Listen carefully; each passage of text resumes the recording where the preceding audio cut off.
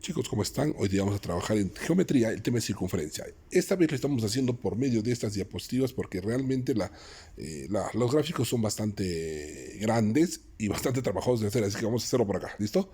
Muy bien, empezamos.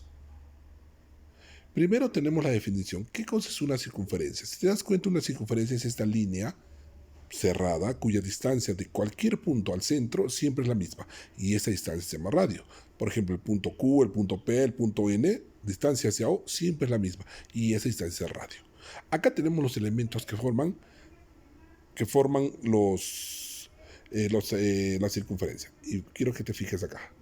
Lo primero que vamos a hacer es ver estos elementos. Primero, el radio. ¿Te has dado cuenta que es la distancia, por ejemplo, QO? Eso es radio. También puede ser el AO, el punto AO. ¿Te das cuenta? Esto empieza radio. ¿Listo? ¿Qué es una cuerda? Es una línea que une dos puntos de la circunferencia, pero que no pasa por el centro. Por ejemplo, mira M, mira N. ¿Ves esa recta? Ese pedacito recta. Ese pedacito recta se llama cuerda. ¿Listo? Se llama cuerda. Ahora, si una cuerda te pasa por el centro, como es el caso del segmento AB, ¿ves? Ese se llama diámetro. Cuando la cuerda pasa por el centro se llama diámetro y mide el doble del radio. ¿Listo? Ahora, ¿qué más tenemos? Si yo trazo una cuerda, por ejemplo la cuerda de MN, y le trazo el radio, por ejemplo el OP, mira, fíjate, se corta en el punto H. Ese punto H, ¿te das cuenta? ¿Sí? Ahí está. Ahí se va a formar 90 grados y el segmento PH, P de perro H, se llama flecha o sajita, como tienes acá. Y los pedacitos de circunferencias, por ejemplo MP, se llaman arcos. Si te das cuenta, la anotación es con una línea curva encima. ¿Listo? Esos son los elementos que tenemos. Ahora, tengo una recta L1 que toca en un solo punto de la circunferencia, que es la T, en el punto T. Eso es una recta tangente y el T se llama punto de tangencia. La recta Lθ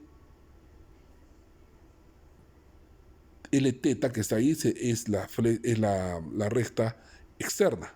Una recta externa, que no tiene nada que ver con la circunferencia. Pero la recta LS que está también ahí es la recta secante.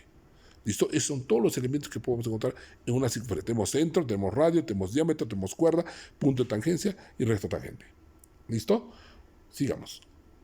Vamos a ver los ángulos que se pueden formar en la circunferencia. Fíjate en esta figura. Lo hemos puesto en colorcitos para que te des cuenta. Mira primero la figura o el ángulo de color moradito. Tiene un alfa.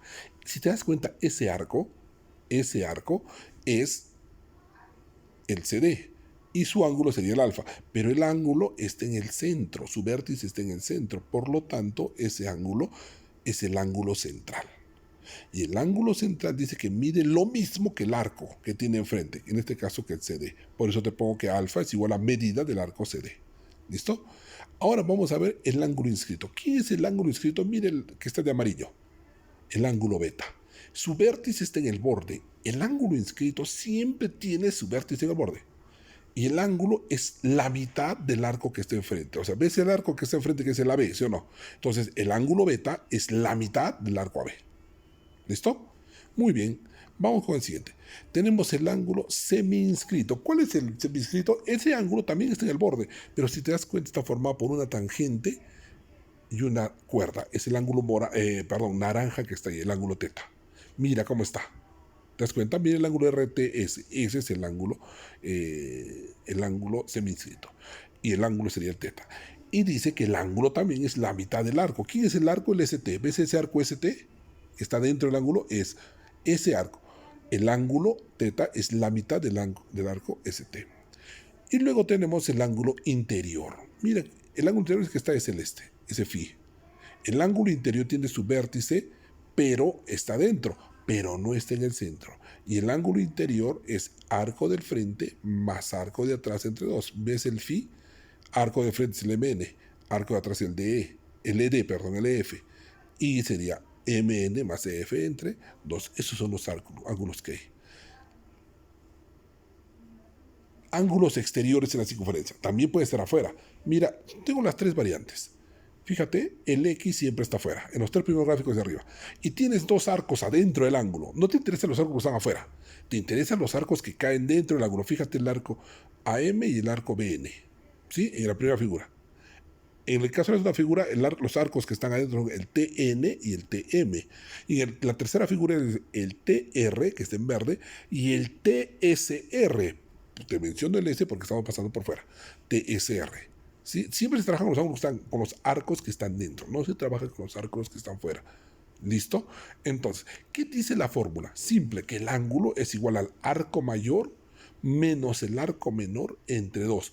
Ojo, te estoy hablando de los arcos que están dentro del ángulo. El arco mayor menos el arco menor sobre 2.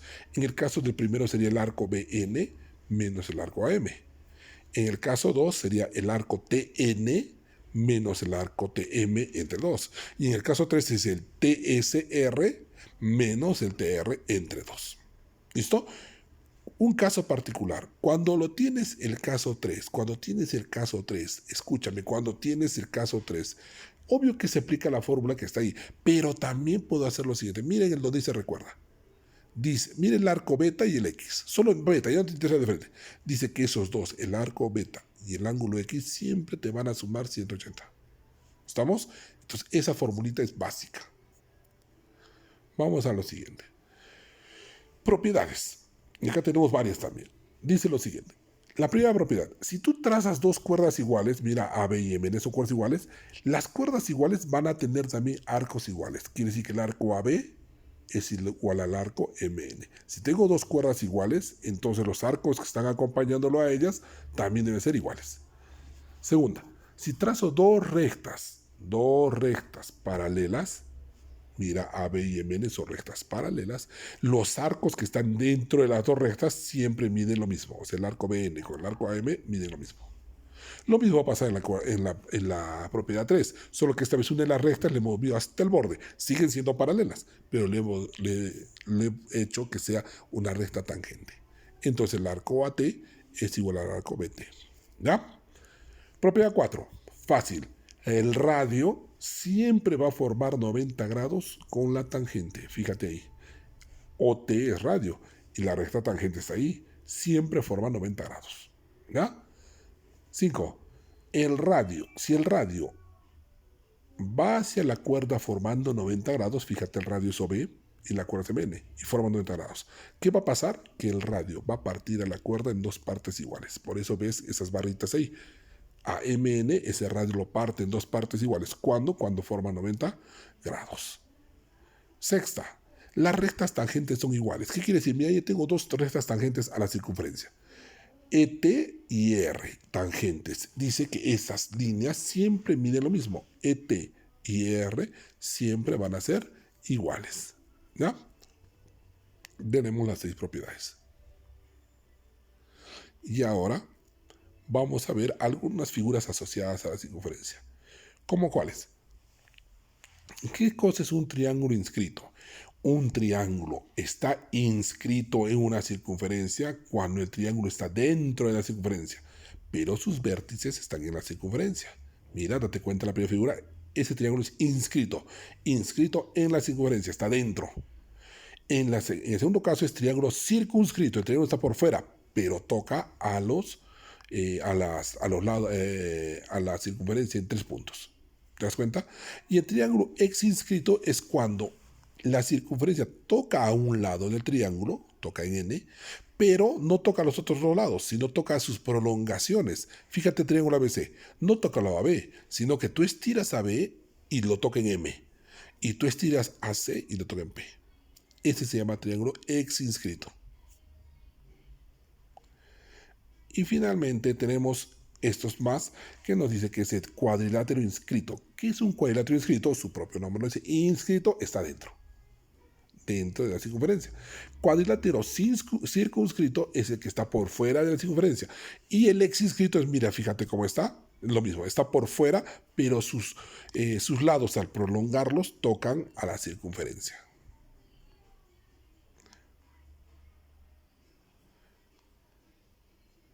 Tenemos algunos teoremas asociados a la circunferencia.